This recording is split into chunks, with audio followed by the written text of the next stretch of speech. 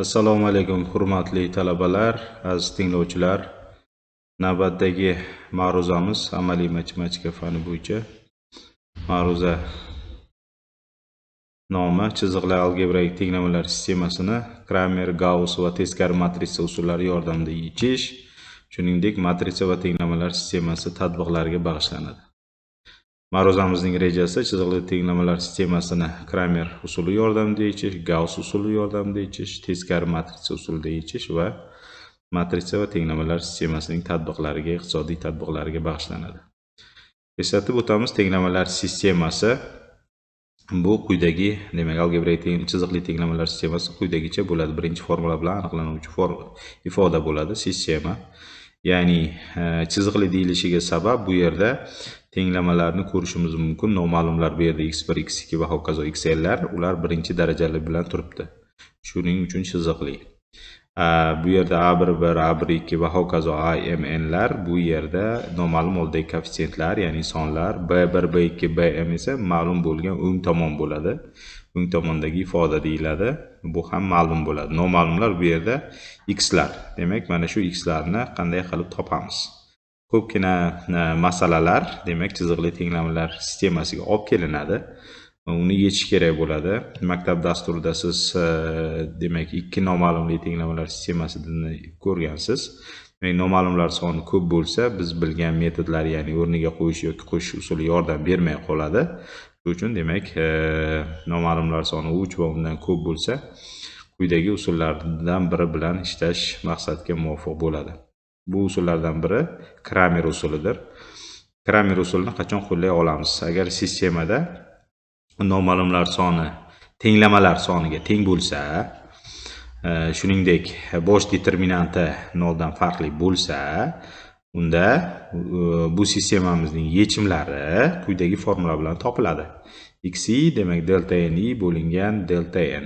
Delta n demak asosiy determinant, delta ni demak asosiy determinantdan hosil bo'lgan inchi, demak ustunlarini o'ng tomon bilan almashtirishdan hosil bo'lgan, demak xuddi shuningcha tartibli determinantlar hisoblanadi. Demak, determinantni chiqqan qiymatini determinant qiymat chiqqaniga bo'lsak, bizda ma'lum bo'lgan, demak, xi inchi element hosil bo'ladi. Masalan, berilgan chiziqli tenglamalar sistemasi Kramer usulida yechmoqchi bo'lsak, avvaliga, demak, biz quyidagi determinantni hisoblaymiz. Asosiy delta deb tushunamiz. Uni delta 3. Demak, ko'ryapsiz, 2 3 0 birinchi ustunda qayerdan kelyapti? Ikkinchi, mana e'tibor bering, sistemada birinchi, demak, satrda x1 noma'lum oldida 2 bor, ikkinchi satrda x1 ni oldida 3 bor.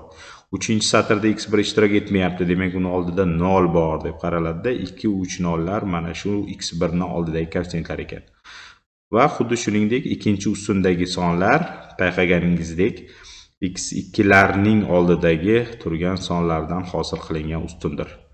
x3 ni oldida ko'rib turibmiz, mana -3, -5, 7lar bor. Ular demak 3-ustun qilib yozildi.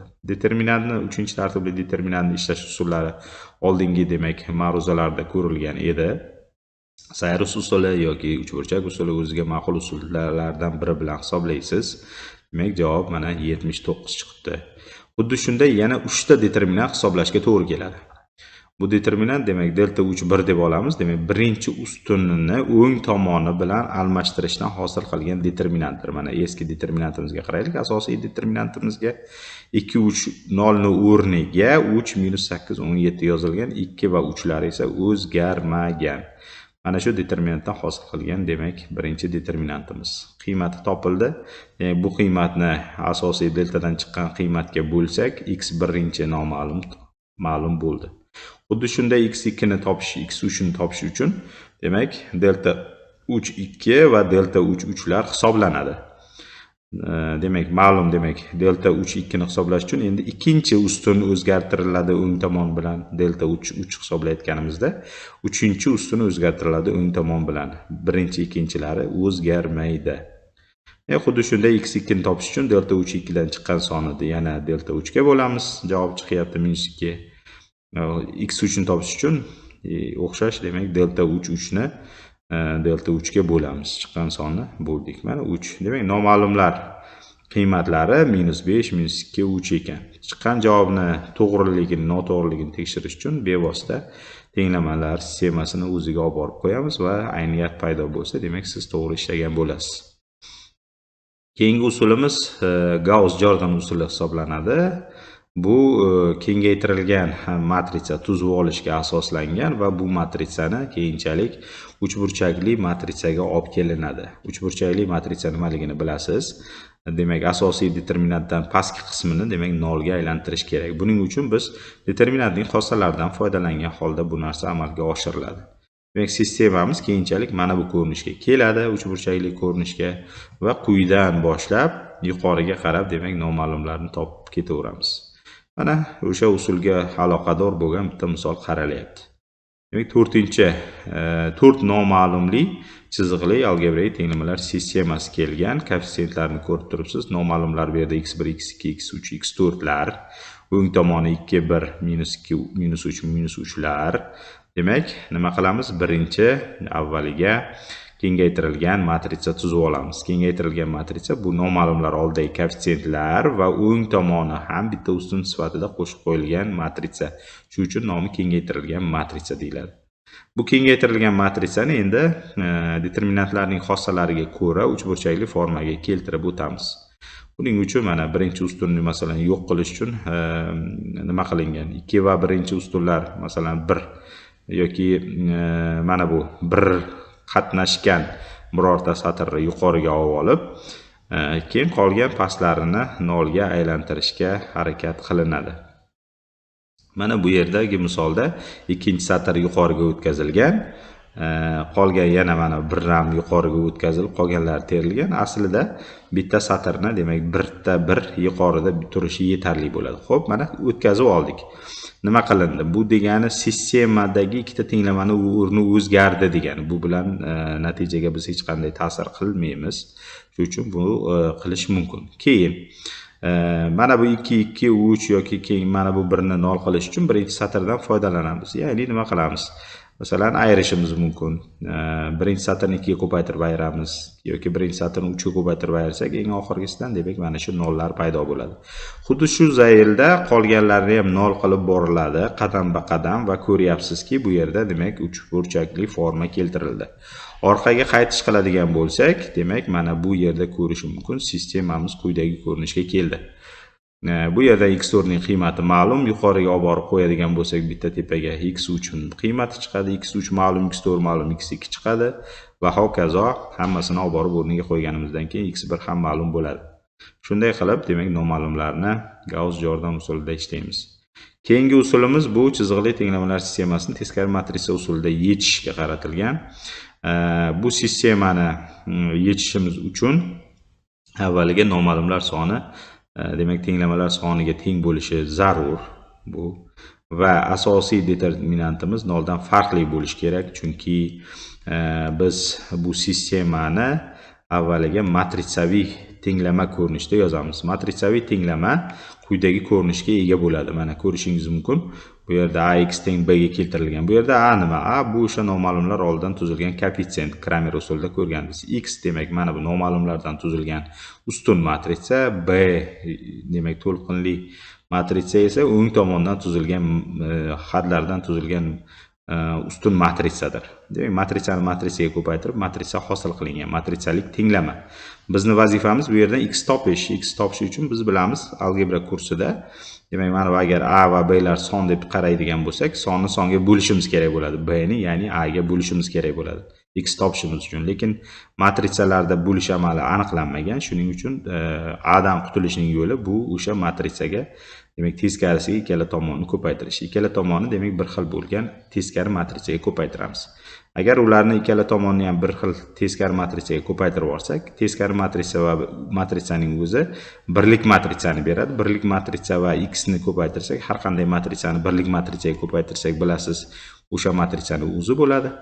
Va bu matritsaning qiymati demak nimaga teng ekan? Teskari matritsa va ko'paytirilgan o'ng tomonga teng ekan. Demak, noma'lumlarni boshqacha qilib aytganda noma'lumlarni topish uchun biz berilgan matritsaga teskari matritsani aniqlab, o'ng tomon, ya'ni ustun matritsaga ko'paytirsak, x lar demak noma'lumlar kelib chiqar ekan. Misol bilan tushuntiramiz. Demak, 3 noma'lum tenglamalar sistemasi ko'rib turibsiz. Mana A matritsamiz noma'lumlar oldidan tuzilgan, ya'ni x lar oldida tuzilgan xatlardan iborat. X imiz demak ustun matritsa noma'lum. Bu o'ng tomon 3 minus 1 1 edi. Demak, birinchi galda determinant hisoblab olinadi. Asosiy determinant bu noldan farqli bo'lishi shart. Agar bu nolga teng bo'lib qolsa, sistema demak yagona yechimga ega bo'lmay qoladi. Shuning uchun bu usul ishlamay qoladi agar determinant nol bo'lsa. Demak, determinantimiz noldan farqli chiqdi. Endi teskari matritsani topib olamiz. Teskari matritsani topish formulasi bor edi, eslasalaring, yozuvdiga ham -1 bo'lingan determinant mana qiymati bor va bu yerda algebraga to'ldiruvchilar edi. Algebraga to'ldiruvchilarni demak hisoblab qo'yilgan, teskari matritsa topildi. Endi shu topilgan teskari matritsani o'zimiz yozgan formulaga ko'ra o'ng tomonga ko'paytiramiz. O'ng tomonimiz mana matritsa. Demak, matritsani matritsaga ko'paytiramiz. Matritsalar ustida amallar eslaringda bo'lsa, o'tgan gal mavzumizda demak satr elementlari ustun elementlariga ko'paytirish natijasida hosil qilingan. Demak, ko'paytirib yozib chiqsak, bizga noma'lumlar mana hosil bo'ldi. 2 0 -1 demak biz qidirayotgan noma'lumlarimizdir. Endi tatbiqi, iqtisodiy tatbiqlarga kelib o'tsak, demak aytaylik, bitta korxonada 3 kun davomida kostyum, plash va kurtkalar ishlab chiqardi deylik. Lekin har bir ishlab chiqarilgan mahsulot uchun tannarxi demak ma'lum emas, xarajatlar ma'lum emas, lekin umumiy xarajatlar ma'lum deylik. Qo'lingizda demak hisobotda yozilgan summa bor, lekin siz aniqlamoqchisizki, har bir demak mahsulotga, birlik mahsulotga qanchadan xarajatlar ketyapti. Demak, sizda jadval bor. Shu har biri uchun sarflangan xarajatlarni topmoqchimiz. Demak, sistema tuzamiz. X demak x ni demak birinchi kostyum uchun ketgan xarajat, plash uchun ketgan xarajatni y birlik deb, kurtkalar uchun ketgan xarajatni, har bir kurtka uchun ketgan xarajatni z deb belgilasak, bizda demak quyidagicha sistema bo'ladi. Sonini demak har bitta ketgan xarajatiga ko'paytirsak, umumiy xarajat kelib chiqadi, bilasiz. Demak, sistemani ko'rib turibsiz. Bu sistemani endi yechasiz. O'zingizga qulay bo'lgan usullardan biri bilan yechasiz. Siz xohlang uni Kramer usulida, Gauss yoki teskari matritsa usulida yechishingiz mumkin. Demak, mana bu yerda noma'lumlar topildi. Har biri uchun mahsulot uchun qanchadan xarajat ketganligini quyidagicha shunday aniqlashingiz mumkin. Umuman olganda sistemalarda sistemaga keladigan masalalar juda ko'p. Shunga ko'ra biz demak qo'llagan yuqoridagi usullarni qo'llagan holatda sistemalarni bundan keyin yecha olar ekanmiz. Darsimizning demak qo'shimcha adabiyotlari, foydalangan adabiyotlar ro'yxati keltirilyapti va murojaat uchun aloqa Telegram aloqa kanali mana va pochta manzillari, elektron manzillar keltirilgan. E'tiboringiz uchun rahmat. Keyingi mavzu darslargacha sog' bo'ling.